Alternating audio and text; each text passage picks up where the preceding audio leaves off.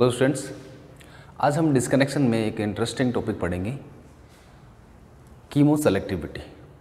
और chemo selectivity इससे पहले भी आपने पढ़ा होगा, ऑर्गेनिक सिंथेसिस के अंदर भी आता है और उसी का ही यूज हम डिस्कनेक्शन में करते हैं। कई बार किसी मॉलिक्यूल को डिस्कनेक्शन करने में ऐसी समस्या आ जाती है कि जब रिवर्स अपन सिंथेसिस कराते हैं तो एक्चुअल में जो फंक्शनल ग्रुप, जैसे मान लेते हैं किसी कंपाउंड के अंदर 2 फंक्शनल ग्रुप हैं और किसी रिएजेंट से उसकी रिएक्शन करा रहे हैं, लेकिन जब रिएक्शन कराते हैं तो दोनों फंक्शनल ग्रुप रिएक्ट कर सकते हैं, जबकि हमें क्या करना है, सिर्फ एक फंक्शनल ग्रुप को रिएक्ट करवाना है। इस तरह की सेलेक्टिविटी जो होती है वो कीमो सेलेक्टिविटी होती है। तो ये सेलेक्टिविटी वर्ड जो है बार बार हमारे केमिस्ट्री के अंदर यूज होते हैं, तो एक साथ मैं उनको एक बार सिर्फ जनरल डिस्कशन कर रहा हूँ सेलेक्टिविटी के रिगार्डिंग। तो आज हम डिस्कस कर रहे हैं सेलेक्टिविटी, जबकि हमारे डिस्कनेक्शन वाले पेपर के अंदर कीमो सेलेक्टिविटी दे रखा है। तो एक बार मैं जनरल आइडिया ले लेता हूँ। सेलेक्टिविटी जनरली अपन कौन कौन सी पढ़ते हैं या हमारे सामने कौन कौन सी सेलेक्टिविटी कई बार पढ़ने को मिल जाती है। तो जनरली मैं अगर देखूँ तो एक सेलेक्टिविटी आपकी कीमो सेलेक्टिविटी, दूसरी सेलेक्टिविटी आपकी रेसिड्यू सेलेक्टिविटी, और एक आपकी स्टीरियो सेलेक्टिविटी। मेनली ये 3 तरह की सेलेक्टिविटी ही हम ज़्यादातर पढ़ते हैं। तो इन तीनों सेलेक्टिविटी में क्या डिफरेंस है, कैसे इनको पहचानेंगे, इनको एग्जाम्पल्स एक एग्जाम्पल मैं आपको लेकर इनको एक्सप्लेन कर रहा हूँ। इन टर्मिनोलॉजी का मतलब क्या है, इसका क्या मतलब हुआ, रेशियो सेलेक्टिविटी का मतलब क्या हुआ, स्टीरियो सेलेक्टिविटी का मतलब क्या हुआ। ठीक है। Selectivity in organic synthesis, generally organic synthesis के अंदर ये सेलेक्टिविटी काम में आती है। कौन कौन सी सेलेक्टिविटी हम पढ़ेंगे यहाँ पर, कीमो, रेशियो और स्टीरियो, जबकि हमारे सिलेबस में यहाँ जो दे रखा है वो कीमो सेलेक्टिविटी जो हमें डिस्कनेक्शन के थ्रू समझना है। तो पहले जनरल आइडिया ले रहे हैं, उसके बाद हम डिस्कनेक्शन का एग्जाम्पल लेके कीमो सेलेक्टिविटी के 2-3 उदाहरण, 2-3 एग्जाम्पल या 2-3 गाइडलाइन पढ़ेंगे। कीमो सेलेक्टिविटी क्या होता है, यहाँ मैं एक सेंटेंस लिख रहा हूँ,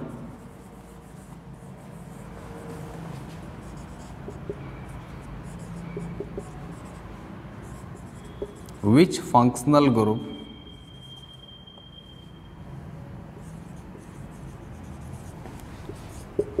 विल रिएक्ट। ठीक है, इसके लिए मैं एक सेंटेंस लिख रहा हूं,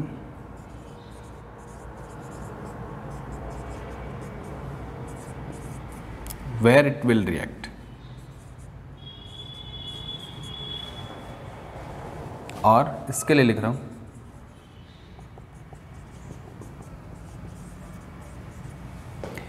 how it will react. 3 word को मैंने अंडरलाइन किया है, उनके आधार पर आप इनको इजीली याद रख सकते हैं। तो कीमो सेलेक्टिविटी की मैंने क्या सेंटेंस लिखा है, विच फंक्शनल ग्रुप विल रिएक्ट, कौन सा फंक्शनल ग्रुप रिएक्ट करेगा। इस तरह का अगर अपन सिचुएशन आ जाए तो कीमो सेलेक्टिविटी वो होता है। वेयर इट विल रिएक्ट, कोई रिएजेंट है वो कहाँ अटैक करेगा, कहाँ रिएक्ट करेगा उस मॉलिक्यूल में। अगर एक से ज़्यादा उसमें साइट है अटैक करने की, रिएक्ट करने की, तो वो ज़्यादा कहाँ अटैक करेगा, वो मेजर बनाएगा, दूसरा माइनर प्रोडक्ट बनेगा जो कम अमाउंट में अटैक करेगा। हाउ इट विल रिएक्ट, ये कैसे अटैक करता है, अबोव द प्लेन अटैक करता है या बिलो द प्लेन। तो ये 3 वर्ड जो मैंने लिखे उनको याद रखना, विच मतलब कीमो सेलेक्टिविटी से कोरिलेट करना, वेयर को रेशियो सेलेक्टिविटी से, और हाउ को स्टीरियो सेलेक्टिविटी से आप कोरिलेट करने की कोशिश करना। एग्जाम्पल लूँगा तो ईजिली समझ में आ जाएगा आपके, ध्यान देना। एक सिंपल सा एग्जाम्पल मैं यहाँ ले रहा हूँ। कीमो सेलेक्टिविटी किसे कहेंगे, ध्यान से समझना इसको। कीमो सेलेक्टिविटी जो हमारे सिलेबस में, वही आपको डेफिनेशंस भी लिखनी है और कुछ एग्जाम्पल भी लेने हैं और डिस्कनेक्शन का एग्जाम्पल भी अपन लेंगे। तो होता क्या है, तो पहले मैं बता रहा हूँ कीमो सेलेक्टिविटी से पहले कीमो सेलेक्टिव रिएक्शन किसे कहते हैं। कीमो सेलेक्टिव रिएक्शन किसे कहते हैं, ए reaction in which A reactant contain 2 types of functional group and only one functional group can react with reagent and another functional group remains as such. This type of selectivity, this type of reaction is known as chemoselectivity and this process and phenomena known as chemoselectivity. ठीक है, तो मैंने भी क्या बताया कि एक ऐसी रिएक्शन जिसमें जो स्टार्टिंग मटेरियल, जो रिएक्टेंट हम ले रहे हैं, उस रिएक्टेंट में कितने फंक्शनल ग्रुप हैं? दो डिफरेंट फंक्शनल ग्रुप हैं और इन दोनों की रिएक्टिविटी अलग अलग है। और रिएक्शन जब करवा रहे हैं किसी रिएजेंट के साथ में, तो उन दोनों फंक्शनल ग्रुप में से सिर्फ एक फंक्शनल ग्रुप ही रिएजेंट के साथ रिएक्ट करता है, दूसरा नहीं करता। तो उस रिएजेंट ने उन दोनों फंक्शनल ग्रुप में से एक ही फंक्शनल ग्रुप को सेलेक्ट किया। ठीक है, हो सकता है वो मेजर भी हो सकता है प्रोडक्ट, एक माइनर भी बन सकता है। 100% पॉसिबिलिटी बहुत कम होती है ऑर्गेनिक सिंथेसिस के अंदर। तो जो मेजर प्रोडक्ट बनाएगा उसके साथ रिएक्टिविटी उसकी ज़्यादा है।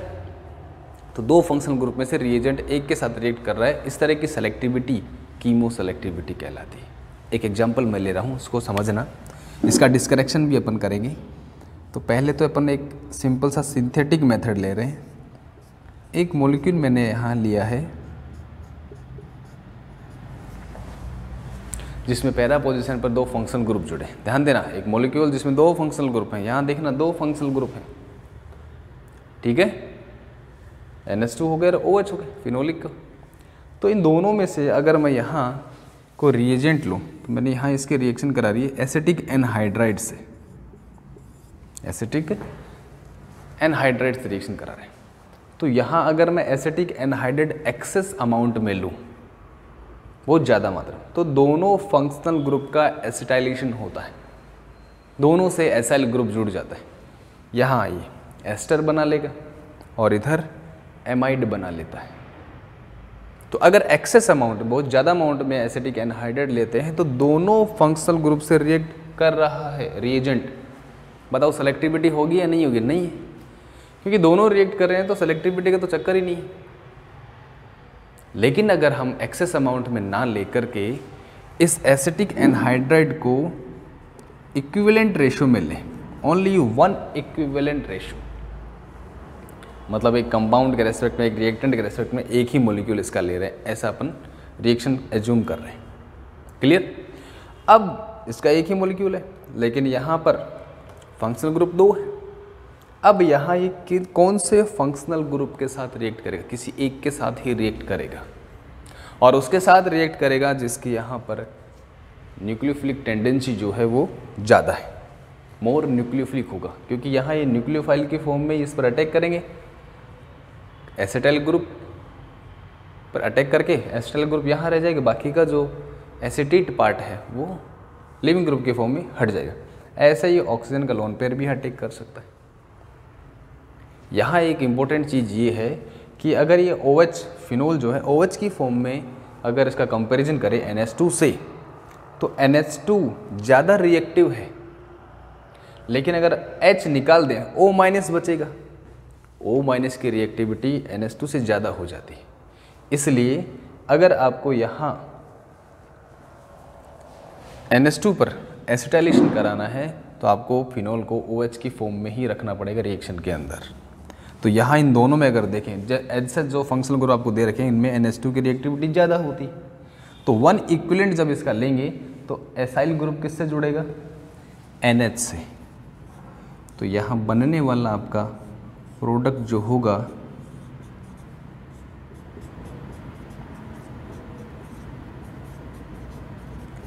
बड़ा जाना पहचाना प्रोडक्ट है।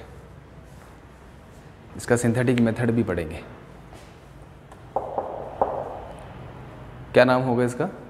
ये N-एसाइल पैरा एमिनोफिनोल, जिसे पैरासिटामोल भी कहते हैं। ये पैरासिटामोल का मॉलिक्यूल है, बनाया अपन ने सिंपल तरीके से इसको, इजी। लेकिन यहाँ सेलेक्टिविटी है दो फंक्शनल ग्रुप के बीच में। तो अगर इसका टारगेट मॉलिक्यूल अगर लेकर हम अगर डिस्कनेक्शन करें, तो हमें इसका पता होना चाहिए कि इसका डिस्कनेक्शन हम किस तरह से कर सकते हैं।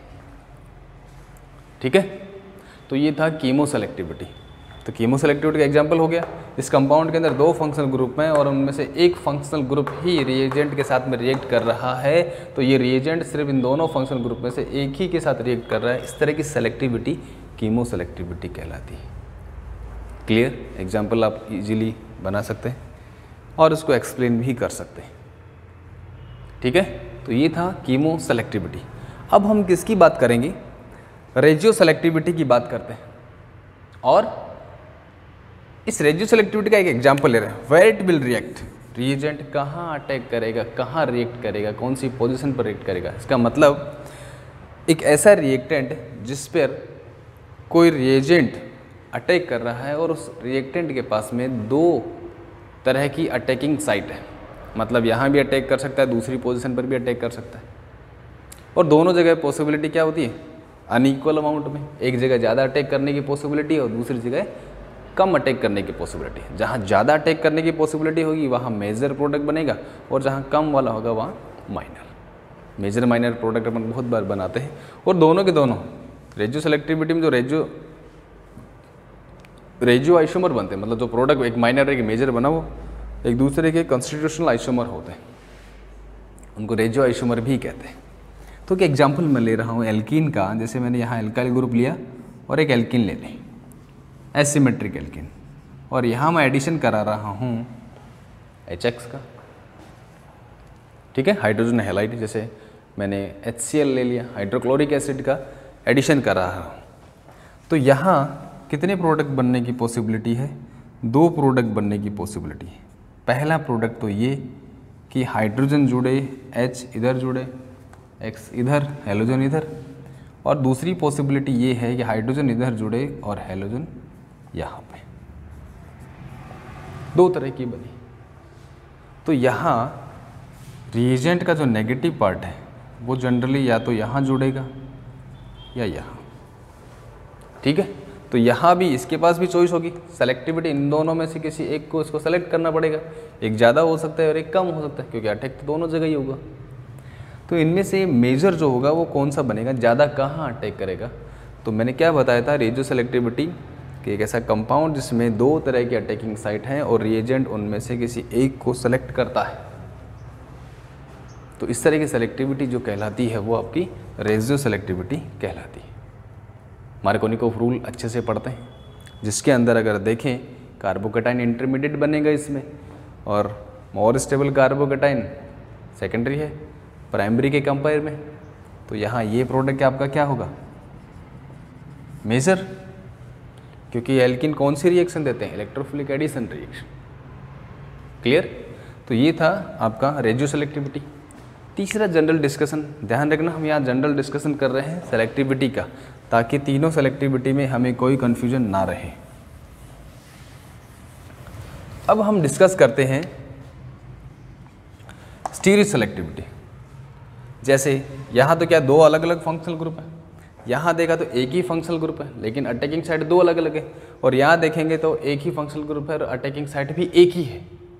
तीनों में डिफरेंस, 2 फंक्शनल ग्रुप डिफरेंट, एक फंक्शनल ग्रुप में 2 डिफरेंट साइट, एक ही फंक्शनल ग्रुप में एक ही साइट पे अटैक होता है अलग अलग तरीके से। कैसे attack, how it will react. मैंने एक एग्जांपल ले लिया कार्बोनाइल कंपाउंड का और इस पर किसी न्यूक्लियोफाइल का अटैक करा रहा हूँ। अब हो सकता है कि nucleophile below the plane attack करे या हो सकता है कि ये अबो द प्लेन अटैक करे। दोनों ही परिस्थितियों के अंदर, कंडीशन के अंदर बनने वाले प्रोडक्ट आपके अलग अलग होंगे। अगर मॉलिक्यूल में एक ही कायरल कार्बन बनता है, यहाँ कोई कायरल कार्बन हमने नहीं लिया, लेकिन जो प्रोडक्ट बनेगा ये कार्बोनाइल कार्बन कायरल में सिंथेसिस, कायरल कार्बन में कन्वर्ट होगा, एसिमेट्रिक सिंथेसिस होता है। उसके लिए ज़रूरी है कि दोनों के दोनों अटैक हो रहे हैं वो इक्वल अमाउंट में नहीं होने चाहिए। अब स्टीरियो सेलेक्टिविटी को अगर देखें 2 तरीके की होगी, एनेंशियो सेलेक्टिविटी, एक तो हो गई एनेंशियो सेलेक्टिविटी,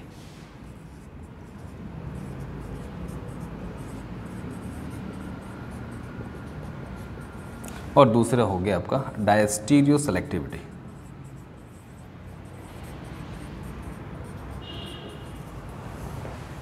देखो कुछ नहीं है, इसकी डेफिनेशन से ही पता लग जाएगा बनने वाला प्रोडक्ट आपका क्या बनता है। अगर यहाँ पर रिएक्शन होने के बाद में जो प्रोडक्ट बन रहे हैं अगर वो एनेंशियोमर बनते हैं, वो भी अनइक्वल अमाउंट में, मतलब एक एनेंशियोमर ज़्यादा बनता है और दूसरा एनेंशियोमर उसके कंपेयर में कम बनता है, तो इसको बोलेंगे एनेंशियो सेलेक्टिविटी। ध्यान देना, अनइक्वल अमाउंट में बनेंगे तो ही सेलेक्टिविटी है। अगर इक्वल अमाउंट में बन रहे हैं कि यार मान लेते हैं कि दो बन रहे हैं, एक अबो द प्लेन वाला भी 50% बन रहा है, बिलो द प्लेन अटैक से बन रहा है वो भी 50% है, तो सेलेक्टिविटी काय की भी, किसी भी चीज़ की सेलेक्टिविटी नहीं। तो बनने वाले प्रोडक्ट जो है आपके अनइक्वल में अमाउंट में होने चाहिए, अलग अलग मात्रा में, एक मेजर एक ज़्यादा अमाउंट में होना चाहिए, कम अमाउंट होने चाहिए, तो ही उसको सेलेक्टिव बोलेंगे। ठीक है, तो अगर बनने वाले प्रोडक्ट आपके अनइक्वल अमाउंट में एनेंशियोमर बनते हैं तो एनेंशियो सेलेक्टिविटी, अगर प्रोडक्ट आपके अनइक्वल अमाउंट में डायस्टीरियोमर्स बनते हैं तो डायस्टीरियो सेलेक्टिविटी। और डायस्टीरियो सेलेक्टिविटी अपन जनरली डिस्कस करते हैं क्रैम्स रूल, बहुत फेमस रूल है क्रैम्स रूल, इंटरेस्टिंग भी, इंपॉर्टेंट भी कंपटीटिव एग्जाम के हिसाब से भी। तो ये था आपका सेलेक्टिविटी का एक जनरल आइडिया। अब हम डिस्कनेक्शन के बेसिस पर देखते हैं कि सेलेक्टिविटी, इस सेलेक्टिविटी को हम डिस्कनेक्शन अप्रोच में, हाइपोथेटिकल प्रोसेस में किस तरह से इसको अपन यूज कर सकते हैं। सिंथेसिस प्रोसेस कंसेप्ट आपका यही रहेगा कि कीमो सेलेक्टिविटी क्या होता है और उसे कैसे अप्लाई करना है डिस्कनेक्शन अप्रोच के अंदर। ठीक है, तो ये सेलेक्टिविटी था। अब हम डिस्कनेक्शन का एग्जाम्पल लेंगे, इसमें अलग अलग एग्जाम्पल लेकर डिस्कशन करेंगे सेलेक्टिविटी, कीमो सेलेक्टिविटी क्या होती है। ठीक है, तो नेक्स्ट लेक्चर में हम कीमो सेलेक्टिविटी के डिस्कनेक्शन वाले अप्रोच वाले एग्जाम्पल डिस्कस करेंगे। आज के लिए इतना ही, थैंक यू।